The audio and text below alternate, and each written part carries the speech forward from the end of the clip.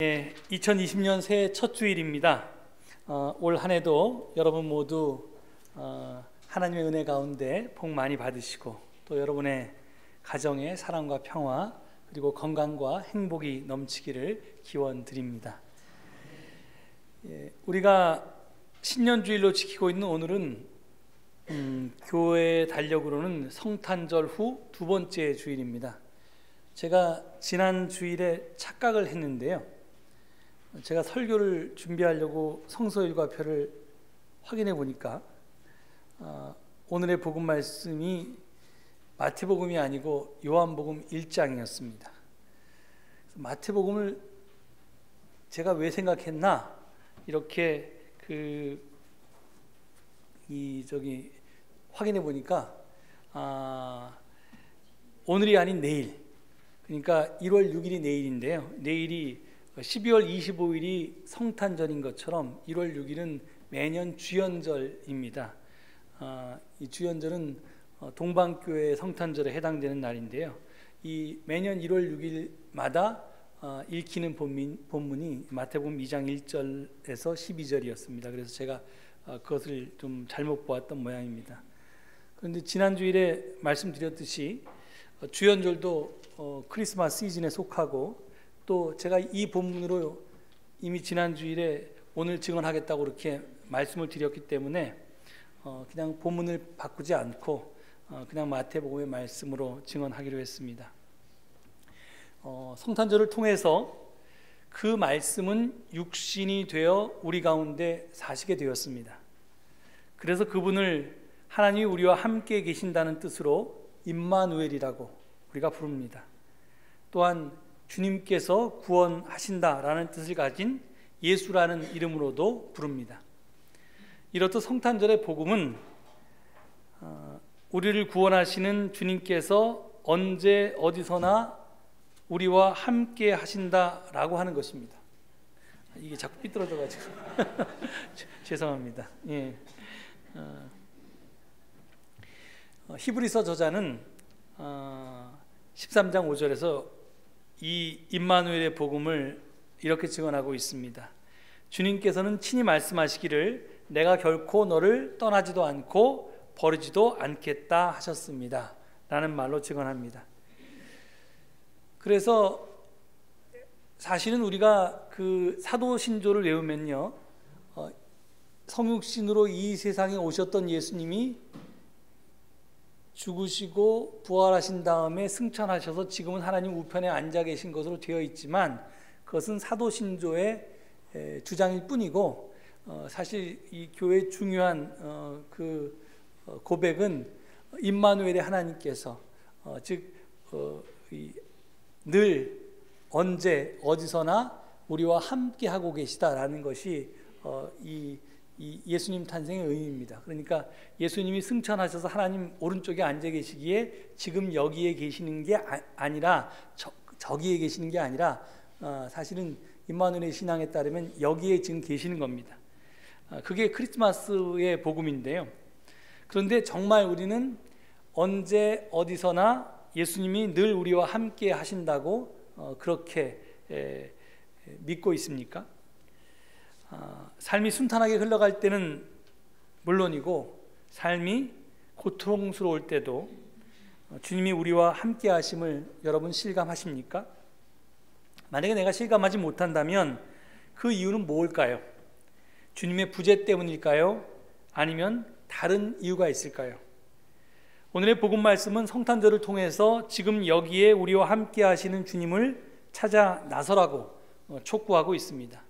눈이 있어도 보지 못하고 귀가 있어도 듣지 못하는 영적 시각 장애인이요 영적 청각 장애인인 우리에게 주님을 보고 또 주님의 음성을 분별할 수 있는 참 신앙인이 되라고 그렇게 초대를 하고 있습니다.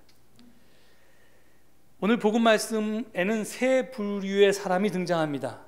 첫째는 동방에서 온 박사들입니다. 저들은 주님을 만나고 싶은 열정으로 높은 산을 넘고 깊은 물을 건너서 머나먼 길을 동방에서부터 별을 따라서 여행해온 사람들입니다. 둘째는 대제사장들과 율법 교사들입니다. 저들은 처음에는 예루살렘이 너무 밝아서 그랬는지 하여튼 별을 못 봤는데, 하여튼 동방 박사들이 와서 그 이야기를 하니까 성경을 뒤져서 주님의 탄생지가 베들레헴이라고 하는 것을 알아냈습니다. 그렇지만 그들은 길을 나서지 않았습니다. 저들은 무관심한 사람들, 알면서도 행동하지 않는 사람들입니다. 셋째는 헤롯 왕입니다. 그는 갓 태어난 주님 때문에 자신의 왕권의 위협을 느껴서 아기 예수를 없애고자 간계를 꾸몄습니다. 그는 눈앞에 있는 자신의 이익을 위해서 주님을 배격한 사람입니다. 그런데 여러분, 이 세 사람 가운데 누구와 가깝다고 생각하십니까? 사실 우리 안에는 이 세 부류의 사람들이 다 들어와 있습니다. 주님에 대한 동방 박사들의 열정, 대제사장들과 율법 교사들의 무관심, 헤롯 왕의 적개심이 우리 마음 가운데 섞여 있다는 말입니다. 우리는 열심인 그리스도인으로 살기를 바랍니다. 주님의 참된 자녀로 주님의 인도하심에 따라서 그분의 가르침대로 살고자 합니다. 이것이 바로 동방 박사의 열성입니다. 하지만 그렇게 살고 싶어 하면서도 몸이 움직이질 않습니다. 길을 나서야 하는데 좀처럼 일어서지를 않습니다. 어느 길을 어떻게 가야 하는지 알고 있으면서도 나서지를 않습니다. 바로 대제사장들과 율법 교사들의 무관심입니다. 더군다나 우리는 가끔 주님을 귀찮게도 생각합니다. 주님을 우리의 안락한 생활과 이익에 방해가 되는 분으로 여깁니다. 지극히 이기적인 우리는 내 생활, 내 이익, 내 편리, 내 행복이 우선입니다. 최우선입니다. 그것과 반대되는 것은 모두 배격합니다. 주님도 예외가 아닙니다. 달면 삼키지만 쓰면 뱉습니다. 바로 헤롯 왕의 적개심이 내 가운데 있습니다.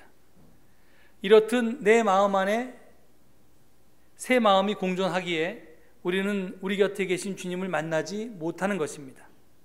빛 속에서도 어둠을 사는 것입니다.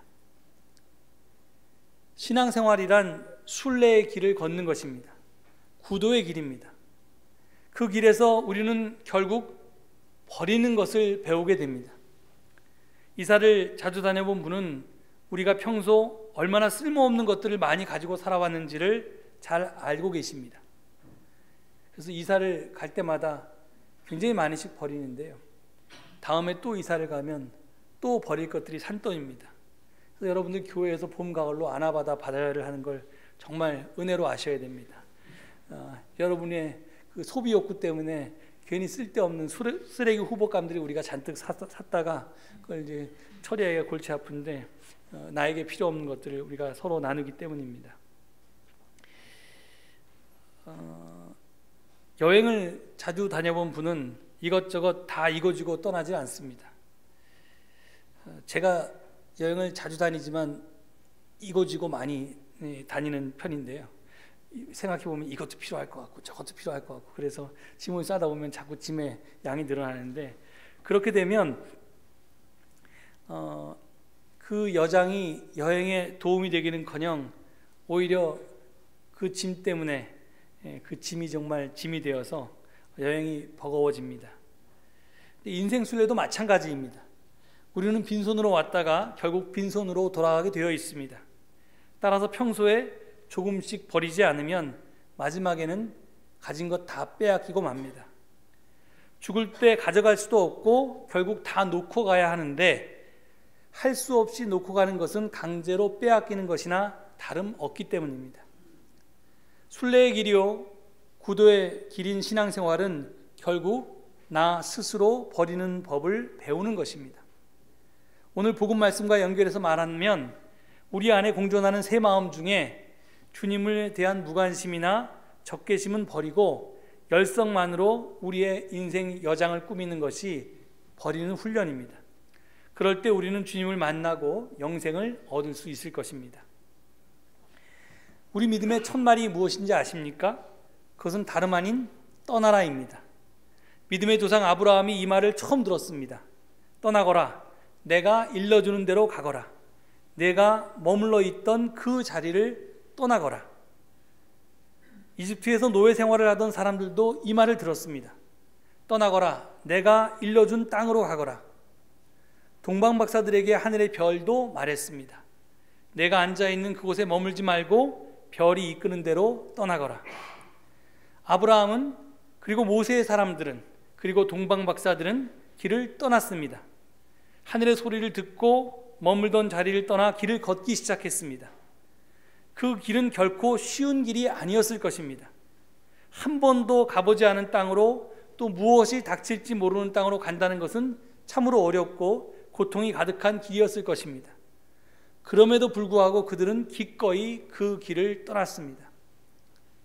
그런데 길을 가던 어느 날 그들은 하늘의 별을 잃어버렸습니다. 하늘의 소리를 더 이상 듣지 못하게 되었습니다.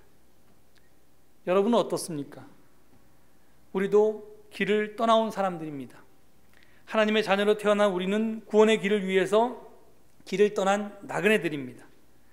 우리에게는 하늘을 향해 길을 떠나겠다고 다짐하던 그 소리가 아직 남아 있습니까? 우리를 이끌던 그 별빛은, 그 하늘의 소리는 지금 어디에 있습니까?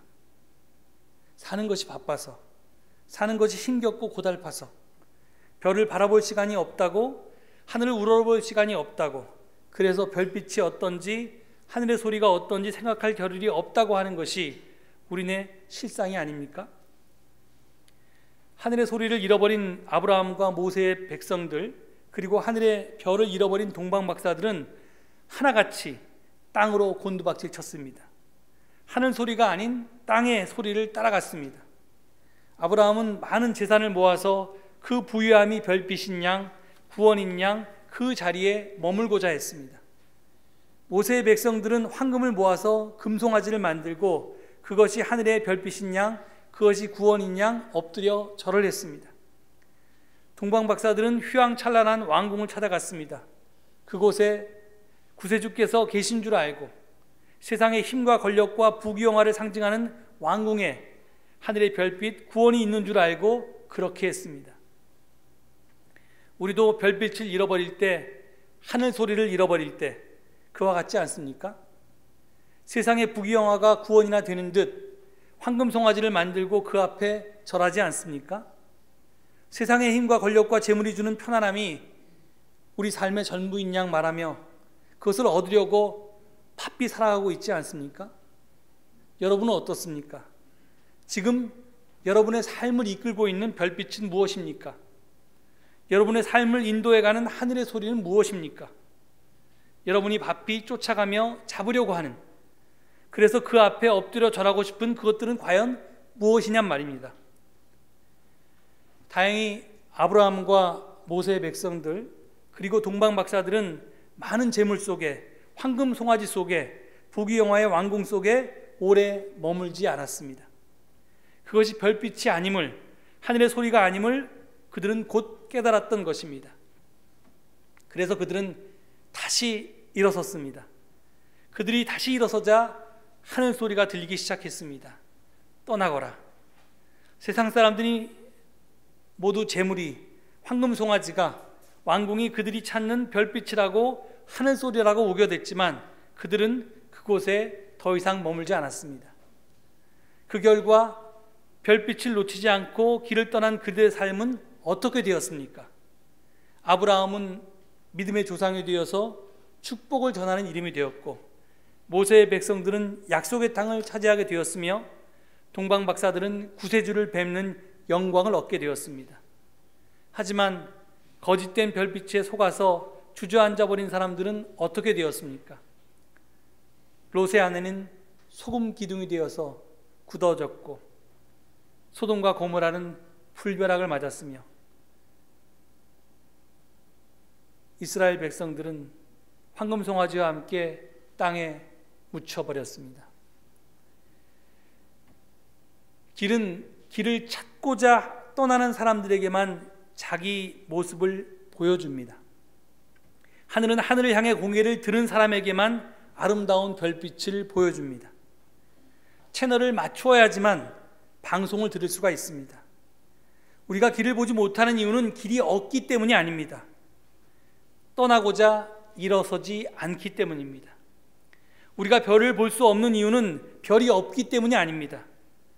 우리 눈이 매일 땅에만 박혀 있어서 하늘을 향해서 머리를 들지 않기 때문입니다.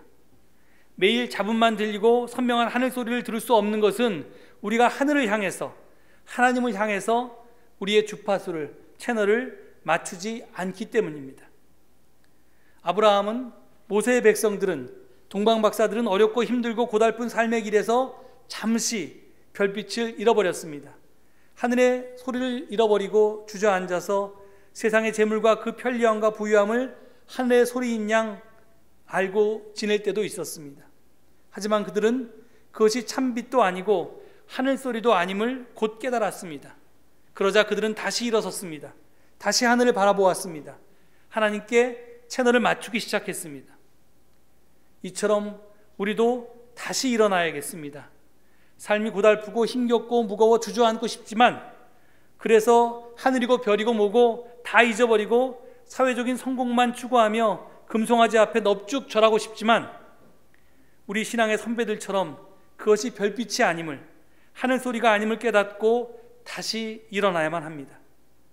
다시 하늘을 향해 머리를 들고 하늘의 소리, 별을 바라보고 믿음의 길을 떠나야 합니다. 그 길의 끝에는 축복의 이름이, 약속의 땅이, 그리고 구세주가 계십니다. 2020년 새해 첫 주일에 이 동방박사의 이야기를 통해서 하나님은 우리에게 버리고 떠나라고 다시 말씀하십니다. 하늘의 소리에 현혹된, 땅의 소리에 현혹된 옛사람을 벗어버리고 하늘의 소리를 따르는 새 사람을 입으라고 명령하고 계십니다. 그래서 지금 여기에 우리와 함께 계신 주님을 다시 한번 만나라고 그렇게 권하십니다. 본문 12절은 동방에서 먼 길을 마다하지 않고 와서 주님을 경배했던 이들이 자기 고향으로 되돌아갈 때 다른 길로 갔다고 증언하고 있습니다. 그 다른 길은 헤롯 왕에게로 가는 길이 아니라는 뜻이기도 합니다. 그렇지만 동시에 그들이 주님을 만났기에 이제 완전히 다른 사람이 되었다는 뜻이기도 합니다. 주님을 만난 사람은 변화되기 때문입니다. 새 사람이 되기 때문입니다. 그들은 지금 여기에 우리와 함께 계시는 주님을 만났기에 이제까지 살아왔던 삶의 길과는 전혀 다른 삶의 길을 걸으며 살게 되었다는 뜻으로 본문은 다른 길로 갔다라고 그렇게 묘사하고 있는 것입니다. 2020년 새해 첫 주일을 맞아서 내가 버리고 떠나야 할 옛사람은 무엇입니까? 변화되어야 할 내 모습은 무엇입니까? 내가 아직 벗어버리지 못한 세상 욕심은 무엇입니까? 그것들을 버릴 때, 그것들에서 떠날 때 여러분 모두가 올해 진정 주님을 다시 만날 수 있을 것입니다. 우리 모두가 2020년 새해 첫 주일인 오늘 하나님을 만나는 여정을 다시 출발할 수 있기를 바랍니다. 그리고 그 길의 끝에서 마침내 하나님의 축복을, 약속의 땅을, 그리고 구세주를 만나시게 되기를 간절히 기도드립니다. 이 말씀 묵상하시면서 잠시 침묵 가운데 기도하시겠습니다.